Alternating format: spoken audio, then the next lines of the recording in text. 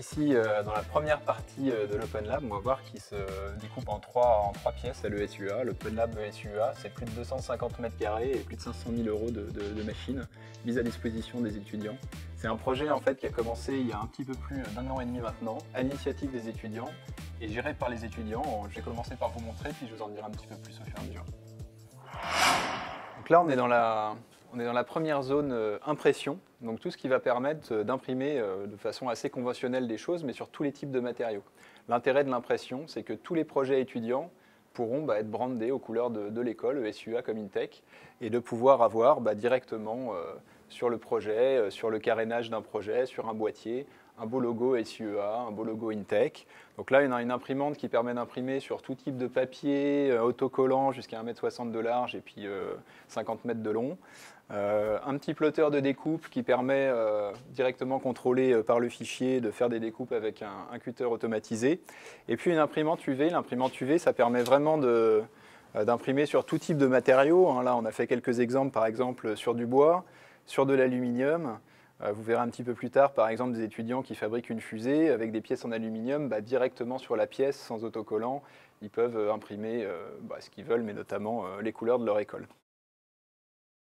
Donc ça, c'est la zone un petit peu impression. Là, on va arriver sur une zone un petit peu différente. On a un scanner 3D. Donc c'est un scanner 3D très précis qui va aussi avoir une option pour détecter automatiquement les couleurs. Comme ça, on scanne les couleurs de la pièce. Et un plateau tournant, ce qui fait un peu gagner de temps lors du scan 3D. Et après, ces pièces scannées en 3D vont pouvoir, par exemple, être réimprimées en 3D, comme on va le voir avec les imprimantes 3D. Dans cet Open Lab, on laisse à chaque fois, évidemment, des espaces un petit peu de conception. Là, on a mis des machines assez puissantes qui permettent d'utiliser tous les logiciels de conception, notamment de conception 3D. Et puis, un petit peu partout, des zones de travail.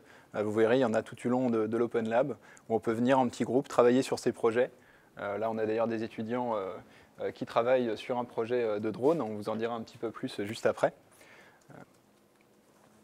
Et une machine qui permet de fabriquer des cartes électroniques, des PCB. On a toute une chaîne en fait, de production de PCB qui va être installée dans l'Open Lab. Ça, c'est la première des trois machines qui permet d'avoir la chaîne complète de production de PCB. C'est ce qu'on appelle une CNC 3 axes. Ça va aller graver en fait, les chemins du circuit imprimé. La deuxième machine, c'est ce qu'on appelle un pick and place. Ça va prendre les composants de surface tout petits qui sont impossibles à placer, à souder à la main, aller les mettre automatiquement sur les bonnes zones du PCB que vous avez fabriqué. Et ensuite, il y a une machine qui est tout simplement un four qui va faire toutes les micro-soudures. Et comme ça, on peut sortir des PCB complètement industriels. Et Charles va vous en dire un petit peu plus au travers de son projet. Donc, je vais vous présenter notre projet de fin d'études, qui vient clore notre diplôme, notre cycle d'ingénieur. Donc c'est un projet qui a été fait en partenariat avec le LDR, le laboratoire d'intelligence artificielle et de robotique de l'école. Et l'objectif, c'est de participer à un concours organisé par Safran et Planète Science au mois de juin. Donc c'est un concours de drone autonome. Et donc ceci est un drone qui est autonome, c'est-à-dire qu'il va être capable d'identifier des situations, d'être conscient de son environnement et de réagir en conséquence. Donc pour ça, le drone a pas mal d'électronique embarquée. Et on a réussi à le faire le plus petit possible, et ce grâce au matériel proposé par l'Open Lab de l'ESUA. Donc il y a pas mal de pièces qui ont été faites sur place, et le drone a été entièrement fabriqué par nous. On a quelques pièces imprimées en 3D, et on a également quelques cartes électroniques faites sur mesure, qui ont été faites avec le matériel de l'Open Lab. Une petite zone qui va nous servir notamment à faire les formations. Ce Fab Lab, il est intégralement géré par les étudiants. Donc ça veut dire que c'est les étudiants qui vont non seulement gérer tout ce qui est réservation des machines, etc., mais aussi les formations.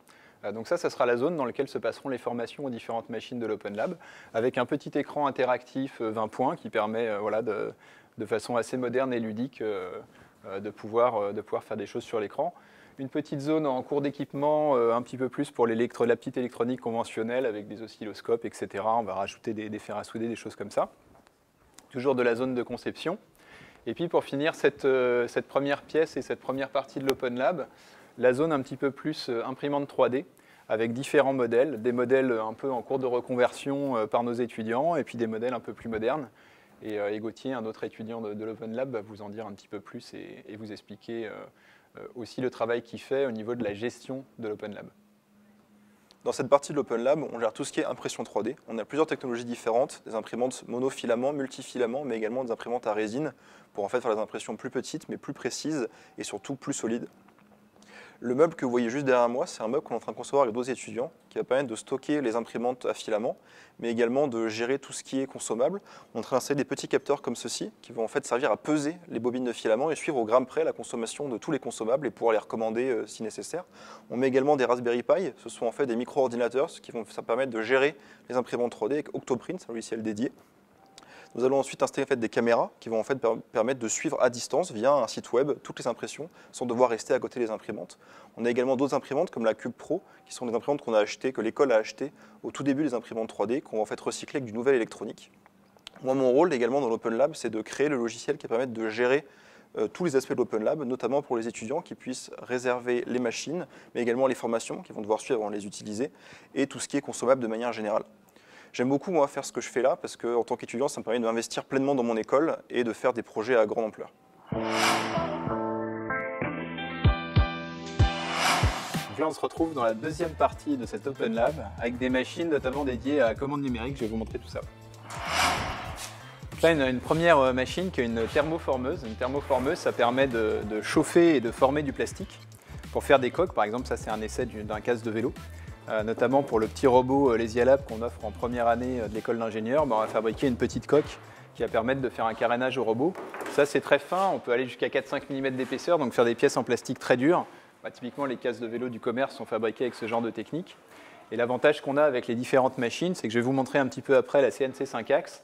En fait on peut dessiner sous fusion un logiciel de 3D, la forme en 3D, la réaliser de façon complètement automatisée avec la CNC que je vais vous montrer après, et faire le moule qui va servir après de faire des petites séries de pièces et faire des prototypes. Donc ça, c'est assez sympathique comme machine. Après, on a deux découpes laser CO2, assez grand format, puisqu'elles font 90 par 60 cm, ce qui permet de découper tout type de matériaux, plusieurs sortes de plastique, de bois. Voilà, on peut découper tout un tas de choses, graver éventuellement sur le métal. C'est assez sympa sur les plastiques transparents. Et surtout, ça coupe avec un trait extrêmement fin et très vite, puisque là, on voit que par exemple sur du bois, on coupe à 85 mm/s, donc c'est vraiment très rapide. Même sur de l'acrylique, hein, on est de l'ordre du centimètre seconde, donc ça va très très vite, même sur des bonnes épaisseurs. Donc là, on voit un petit peu la table traçante qui est relativement grande. Et donc la dernière machine de cet espace, c'est donc une CNC 5 axes. Donc c'est une fraiseuse numérique, c'est une fraiseuse à commande numérique. Et donc cette fraiseuse, on va avoir une tête qui va bouger vraiment à 360 degrés sur ces fameux 5 axes, ce qui va permettre, même sur des très grands formats, de fabriquer par exemple un moule, de fabriquer un casing, de fabriquer tout un tas de choses en 3 dimensions, et là dans tous les matériaux, soit du bois pour faire un moule ou du polystyrène. Ça peut permettre par exemple de mouler du carbone, on a des étudiants qui font des fusées par exemple en technique de carbone, ou ça peut être directement un bloc d'alu qui peut être usiné, voilà, des pièces en alu. Tout est possible, donc sans limite, une pièce en 3 dimensions, on la dessine sur sa machine, et puis on la crée de façon automatique avec cette machine à commande numérique. Et donc on va se retrouver pour voir la troisième et dernière partie de cet Open Lab. Donc nous voilà dans ce troisième et dernier espace. Comme je disais tout à l'heure, tout est encore en cours de création. On va essayer de livrer ce nouveau Fab Lab d'ici quelques semaines. Donc ça c'est un espace un petit peu plus dédié à la partie manuelle parce qu'il en faut aussi. Donc des plans de travail un peu voilà, pour les petits bricolages, les petits assemblages. De l'espace, de quoi pouvoir poser les étudiants qui travaillent par exemple sur une fusée. Et puis un petit peu d'usinage conventionnel. C'est important aussi quand on a juste une petite pièce à faire de ne pas devoir toujours tout dessiner sur un ordi. Donc là on a un étudiant qui est en train de justement finir un peu les paramétrages et les réglages des machines pour que tout fonctionne le mieux possible à l'ouverture. Donc ça c'est un tour conventionnel. Et puis là-bas, on a une fraiseuse voilà, assez classique de bonne puissance pour usiner des pièces, par exemple, en aluminium. On a un étudiant qui nous en dira un petit peu plus juste après. Et puis là, une petite CNC, c'était l'ancienne machine qui nous servait à faire des cartes électroniques qu'on a remplacée par la chaîne de production vraiment complète, très moderne. Et on la garde parce que ça permet un petit peu de s'initier à l'usinage 3 axes. Vous avez vu tout à l'heure la grosse CNC 5 axes. Avant de maîtriser la grosse machine, qui est quand même assez impressionnante, on peut déjà s'entraîner sur un petit modèle. Et ça permet comme ça de prendre la main avant d'utiliser la machine finale pour une pièce définitive. Donc on va peut-être passer la parole à un étudiant qui va nous expliquer un petit peu ce qu'il fait sur cette fusée. Donc ceci est la fusée expérimentale Janus, donc celle sur laquelle on a travaillé avec RSIEA. qu'on a amené au Portugal. Donc c'est une fusée en fait, qui demande beaucoup de disciplines différentes, c'est-à-dire qu'on a fait de l'électronique, donc des cartes électroniques qu'on a pu faire grâce à l'Open Lab. Mais il y a aussi donc, des parties comme le système de séparation, comme cette pièce par exemple, qui sont fabriquées donc, avec des machines comme celle-ci, c'est-à-dire un tour et une fraiseuse. Donc il faut savoir que c'est un projet, en fait c'est une fusée dite pi-étage, c'est-à-dire que 2 étages se séparent, donc ce qui rend nécessaire la présence d'un système de séparation, comme on peut le voir là.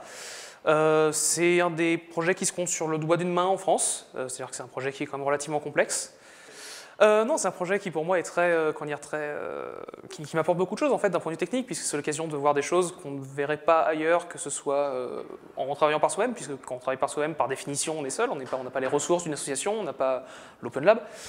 Et voilà, c'est vraiment l'occasion de se pousser, de se former sur des domaines qui sortent un petit peu de ce qui se fait de manière générale, et d'acquérir un niveau donc, qui est bien supérieur à ce qu'on pourrait faire sans l'association, sans l'Open Lab et sans l'école évidemment.